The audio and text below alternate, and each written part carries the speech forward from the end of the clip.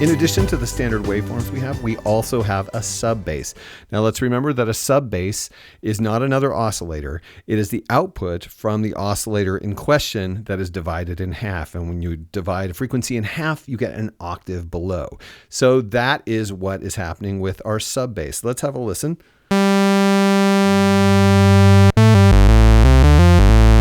It's a great way to turn your oscillator immediately into a bass. You'll notice we have two options here. We have a sine wave and a square wave. Adding a sine wave to the bottom of one of these other waveforms just gives you a low end and makes your sound into basically a bass. But there are two things about this that are cool. You also have the ability to use a square wave, which is a different timbre. It has more harmonics. It gives your sound a little more character. So if that's the route you want to go, that's cool. Now let's keep in mind that we can at any time take out the normal oscillator frequency so that all we have is the subbase.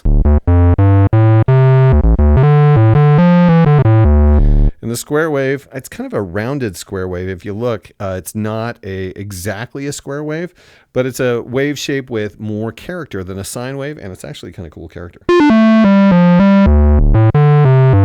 We also have the sine wave, and let's keep in mind here that we don't have to use this as a subbase if we don't want to. We have a sawtooth, a square, and a triangle. And it'd be nice if we could use this sine just as a sine. Well, we can. Let's just take it out of the bass by using the coarse tuning. So you have another waveform with which you can create timbres. Actually, two different waveforms.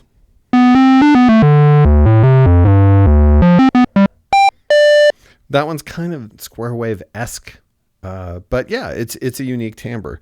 So that's cool. Not only do we have a sub oscillator to use as a sub oscillator, we also have other oscillator waveforms we can add to our timbre if we want to.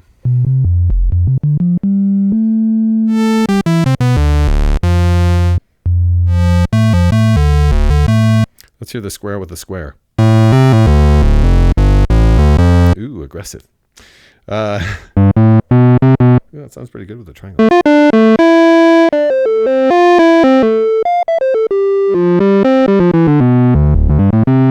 It's really cool how with the volumes, you don't have to necessarily have octaves. Like just now with the triangle, what we heard didn't sound as much like two frequencies in octaves, but rather one frequency with different harmonic content. And remember, you can do that by adjusting the volume of the waveforms. You actually are engaging in additive synthesis, which is awesome.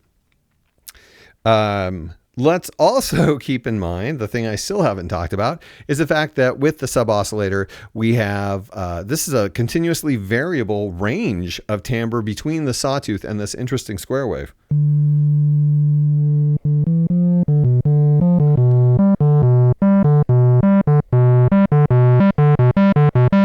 So even in the sub oscillator, you have a wide breadth of oscillator waveform choices, and that's really cool. You know, I'm so used to speaking about, like, for example, the Arturia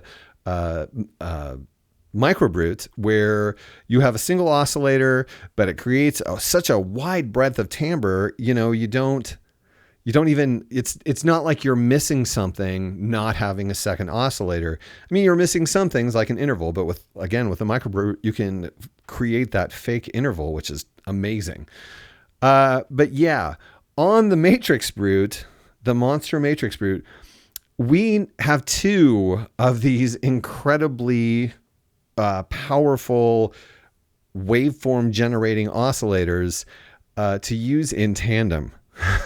So all of a sudden, our opportunity for complex waveform generation which is easily fulfilled by a single Arturia VCO, we now have two. It's almost overkill because holy cow. Let's take a look at what happens when we combine two of these oscillators. I'm going to start off with something so boring as two sawtooths. And we have the first benefit is evident right now. And that benefit is, of course, the fact that these are analog oscillators and they're not perfectly in tune. So they're beating against each other.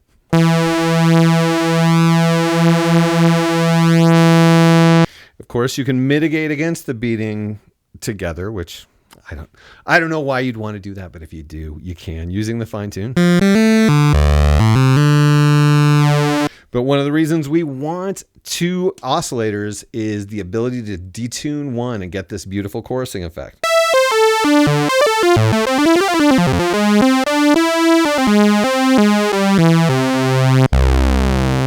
Just absolutely lovely. So, I mean, that's obviously the simplest thing you can do with two oscillators is have the same wave shape and have them beat against each other. But then holy cow, we have this ultra saw, which creates that effect already. So if we turn that on,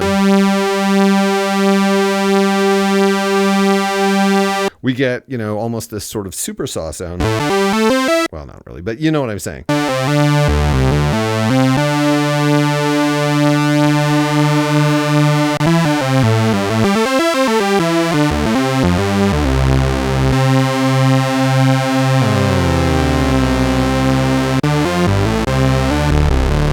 In case you didn't notice, I just turned oscillator 2, I took it down an octave, which was easy and immediate using that little light. What a boon. That is awesome.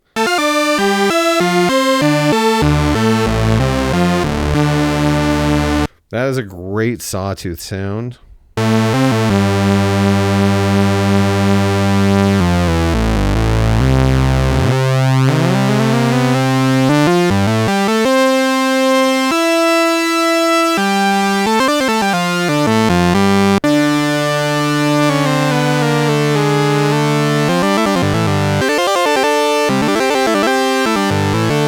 You can go all prog. I always say prog. I don't know why. When I tune them a fifth apart, I'm always like, that's the prog sound. You're probably like, why? Why is that, Mark? I don't know. But that's what I always say. It's kind of a tradition now. I've got to stick with it. Some great analog sawtooth sound, but of course you're not limited to just using sawtooths. You can also bring in the square wave.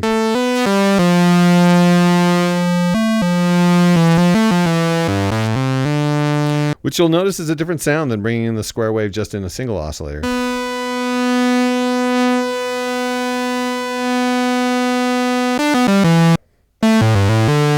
So, yeah.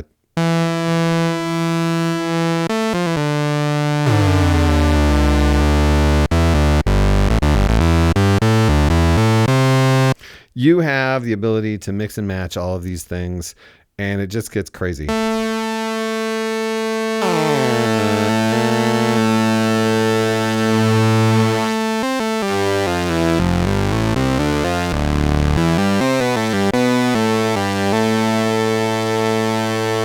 So now you have two square waves at different octaves mixed in with your sawtooth. Bring in some triangle to add some low end.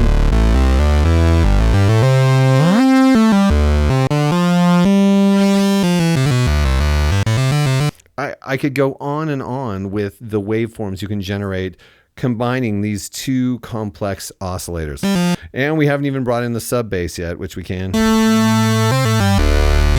Two different subbases at two different waveforms.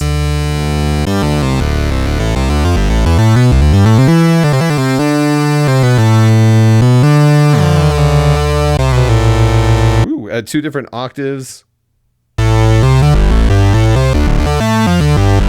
So you're using your subbase octaves along with the octaves present.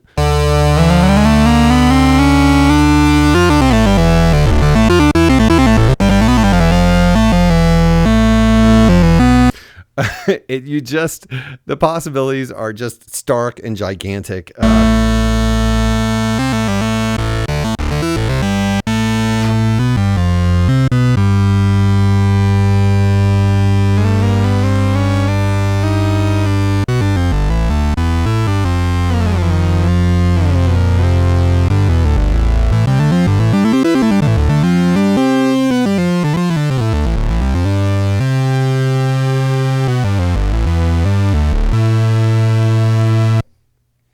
Yes. Suffice it to say, having two of these unique Arturia-style oscillators, just right off the bat, you have such incredible timbral diversity, and you have the ability to make decisions even without a filter, because you have the possibility for sine waves, in addition to triangle waves, which have a low harmonic content.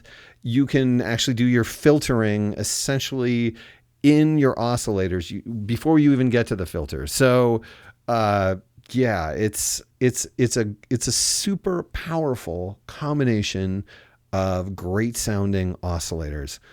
And we haven't even talked about the third oscillator yet. So yeah, it's overwhelming.